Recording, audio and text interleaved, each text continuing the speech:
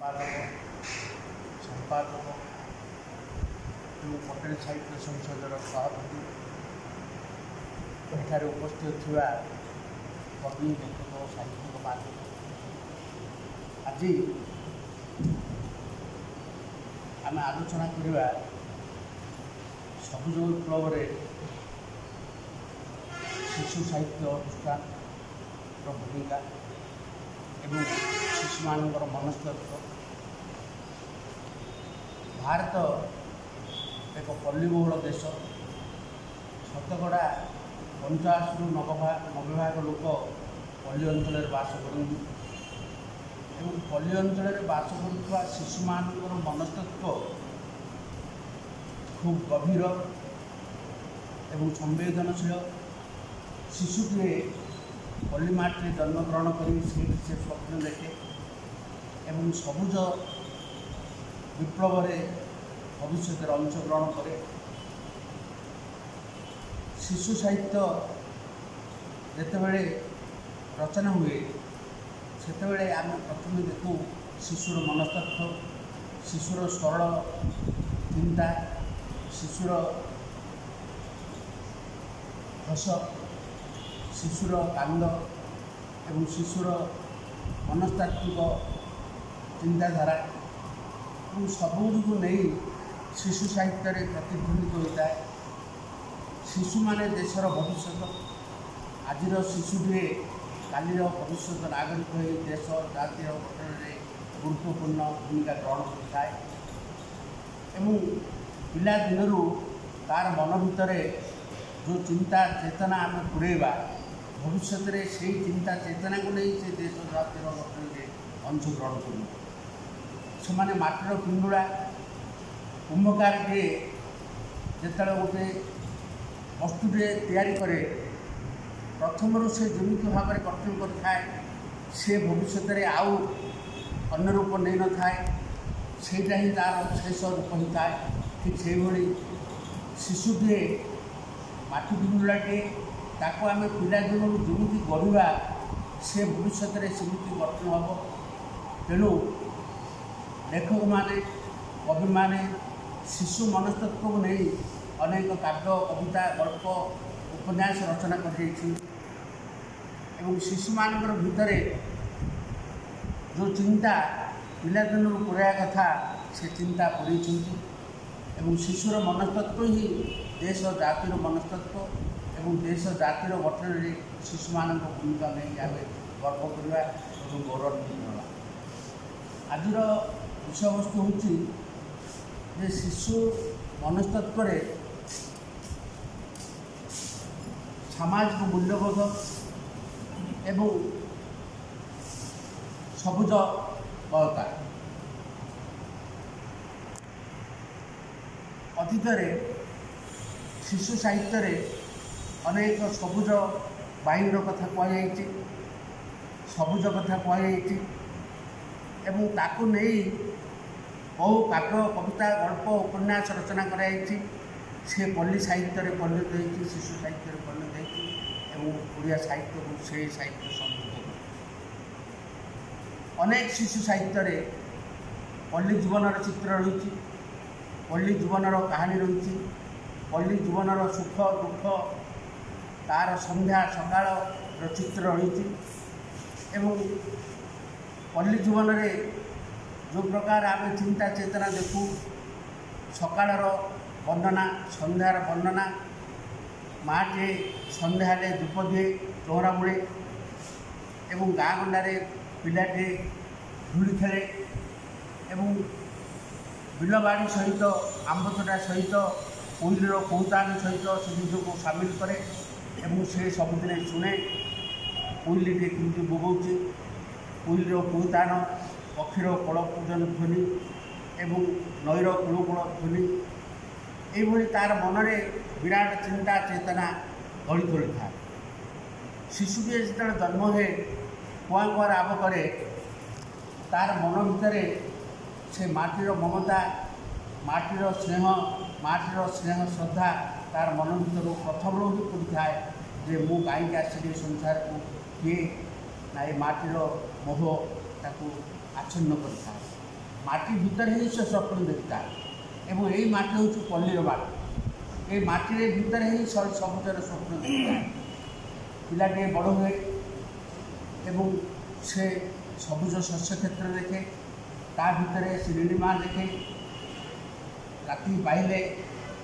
तार माटी दांड पहुँचार चित्र देखे चौरा मूल दीप जालियार चित्र देखे एवं तुलसीर बासना ताको मोहित करे एवं आंब तोटार खेले तापर दांडे धूली खेल से माते बिलबाटर दृश्य देखे सकाल हेले तार बापा माँ भाई भौणी जो मैंने गाँ गंडार अच्छा बिल को जुआर चित्र देखे और ये सब चित्र आमर साहित्य प्रतिबिंबित होता है ये ही पल्ली साहित्य और ये पल्ली जीवन चित्र भितर सबुजर कथा कहुए जिते आम देखू गाँ गंडार विभिन्न पर्वपर्वाणी हुए विभिन्न डाल विभिन्न शाग विभिन्न प्रकार पत्र सबुज भितर से स्वप्न देखे हजि जाए एवं आग को पोलिर अमावास्या अच्छी पोलिर अमावास्या केवल देखिए सबुज पत्र डाल को जाऊे एवं माटे जो गचरे जो पाड़ाए जो वज्र हुए बोली आशीर्वाद करे पिलाटी को से सबुज वायु प्रश्न उठिए से सबुजर स्वप्न देखता है एवं तार चारिपाखे देखे बिल बाड़ी शस्य क्षेत्र आंब तोटा नई नाल ये नई सबू भितर से स्वप्न देखे सबुजमार स्वप्न ये सबुजमार स्वप्न ही ओडिया साहित्य को पल्ली जीवन को बुद्धिमंत रुचिमंत कर पिलाटी जिते आंब तोटा जाए कोईलीर कौतान शुणे ता मनरे एक नुआ चिंता चेतना जागृत नईरे जो गाधाए पोखरी जो गाधाए तार भितर एक उन्मादना सृष्टि हुए नई बड़ दृश्य जो से देखे तार सबुजमा तार मन भर आर्जन करता है और तार पल्लीमाटी से गर्व करता है पल्लीमाटी प्रत्येक व्यक्ति गौरव आम पल्ली उणाची समस्ते प्राय 90 भाग लोक पल्ली जीवन में जन्मग्रहण कर पल्लीर सबुजमा पल्लीर नदी पल्लीर पोखरी पल्लीर गाई गोरु हंबारगी और पल्लीर सकाल संध्या आमर मन को सब समय आच्छन्न कर पल्ली जीवन चित्र आज ओडिया साहित्य ओडिया ऐतिह्य ओडिया परंपरा को समृद्ध कर कथा कहते लक्ष्मीनारायण बाबू कथा कहते गाँ गंडारे पिलाटी कांकड़ कहले जाने मांकड़ कहले जाने किंतु प्रकृत में कांकड़ को मांकड़ खाए ना ये गोटे सर्भे होता जो अफिसर मैंने आसिले गोटे गोटे निर्दिष्ट अंचल को गले आमर अंचल पिला जानवे किंतु द्वारा आदिवासी अंचल पिला से मेले तांकर उद्देश्य थिला अंक अंक मिसियो कांकड़ मांकड़ बांक बाबू किंतु अफिसर जो गले पिला ज्ञान परीक्षा करने हाथ में कांकड़ धरले ए मांकड़ कौन खाई जाइछु से जो कहीपारानी हाथ में देखते कांकड़ा पिला कहले आज्ञा कांकड़ मांकड़ खाऊ देखो पिला मांकड़ कांकड़ खाए ना पिलांकर जो मानसिकता पिला भितर जी ज्ञान अच्छी अफिसर पाखे से ना भुवनेश्वर बसिले देखीदे जो अंक अंक मिसिला मांकड़ कांकड़ बांक सहित मिसिला आम ये पाठ्यपुस्तक प्रस्तुत करूँ किंतु वास्तव में पिलाटर मन को सीटा छुई पारा ना ये हूँ सबुज बाहिनी कथा एवं ता मन भितर धान गछ रोया पर जो अमावास्या आसे चित्त अमावास्या जो पिलाटार पाखे आमर आम जो पिला आमर बापा माँ पठाते आमको चित्त पिठा देकर बिलर बुझा आम बिल को जाऊ देखू आजिकल हुए तो सब परिवर्तन हो गलानी आ सबुज बाइन ना सबुज कथा उठुनी वर्षा ठीक समय होनी एवं गछपत्र ना आंब पत्र जो आसूँ बजार आम पत्र सबुजमा आमको मुग्ध कर आंबपत्र भितर से तालपत्र गछ भितर आम सबुजर कथा केवल देखुचु। आज सब सुदूर कराहत और ये सब भितर आम सबुजर कथा पिला मन भितर पुरेले से पल्ली प्रति आग्रह प्रकाश करेंगे और पल्लीर जीवन सुखमय हम समृद्धशाली हम। आम जिते पिला थिलु चितौ पिठा पतिया जाऊँ बिल पिलाटे देखे आमर मन भितर से गोटे जागृत हुए जे धान गछ सहित चितौ पिठार संपर्क रही, आंबपत्र सहित शुभ कार्य संपर्क रही, दुब गछ सहित विभिन्न पर्वपर्वाणी संपर्क रही एवं गाईर गोबर सहित पवित्रतार संपर्क रही, गोमूत्र सहित पवित्रतार संपर्क रही और गाँव में दुब मिले सहर दुब मिलेना गाँ बा कौट मिले बरपत्र पुष्पपत्र जो आसे बरकोली पत्र सब शुभ कार्य प्रतीक और ये पत्र नेले आमर मन भर गोटे भावना आसो ये गोटे शुभर संपर्क शुभर प्रतीक। आंबपत्र हो बा तालपत्र हो बा तुलसी पत्र हो दुबपत्र दुब हो एगुड़िक पल्ली जीवन को समृद्ध कर पल्ली जीवन चित्र जो लेखक प्रकाश करे बा साहित्य गोटे तार बही प्रकाश करे से मुग्ध हुए तार पिला मुग्ध करे तार उद्देश्य है जे सबुज प्रति पिला मन में गोटे उद्वेग जागर मन भितर गोटे जागरण सृष्टि करा साहित्य से चिंताधारा जितई कवि मैंने लेखक मैंने साहित्यिक मैंने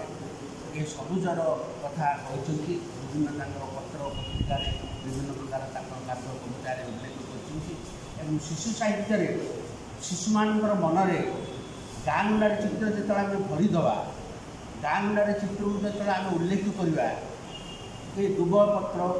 ये बरकोली पत्र ये आंब गछर पत्र ये गाई गोबर गोमूत्र जो पवित्रता मन भितर पिला जागृत हो से गाँव माटी गाँव ममता प्रति से आकृष्ट हे माँ कौन बुझे माटी कौन बुझे आम सहर में रोचु सहर सभ्यता प्रति आकृष्ट होचु सहर जीवन में रही पल्ली जीवन को आम क्रमश भूली जाऊँ सबुजर कथा आम क्रमश भूली जाऊँ तापर पिला आउ सबुज कथा भूली जाऊँ से आंबपत्र कहले बुझुंदी दुब कथा कहले बुझुंदी ये जो वज्रगाड़ी आगू आसो से वज्रगाड़ी जो पिठी जो बाड़ाती माँ मैंने आशीर्वाद दिखती से कथा पिलाने भूलीगले